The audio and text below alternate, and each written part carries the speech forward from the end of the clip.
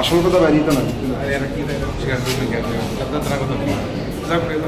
সন্ধ্যার সময় GB hospital থেকে আমাদের কাছে একটা এফআইআর করা হয় যে 10/11/2025 মিডনাইটে একজন রোগীর আত্মীয় স্বজন কতিপয় ডক্টর এবং নার্সের সঙ্গে খারাপ ব্যবহার করে এবং তাদেরকে ফিজিক্যাল অ্যাসাল্ট করে। তো সেই অভিযোগের ভিত্তিতে আমরা একটা এফআইআর রেজিস্টার করি এবং তদন্তের প্রক্রিয়ায় দুজনকে আইডেন্টিফাই করা হয় এবং দুজনকে আমরা গ্রেপ্তার করি এবং তাদের কাছে রিমান্ড চেয়ে আমরা কোর্টে প্রেরণ করি। তাদের নাম অভিজিৎ শীল এবং অভিজিৎ দাস, বাড়ি কাকরাহাট। মূলত দুইজনের বিরুদ্ধে কি অভিযোগটা? একটু তারা এই ডক্টর এবং নার্সের সঙ্গে মিসবিহেভ করেছে এবং তাদেরকে ফিজিক্যালি অ্যাসাল্ট করেছে। কোন ওয়ার্ডে হয়েছিল ঘটনা? এবং female medicine word, GB hospital.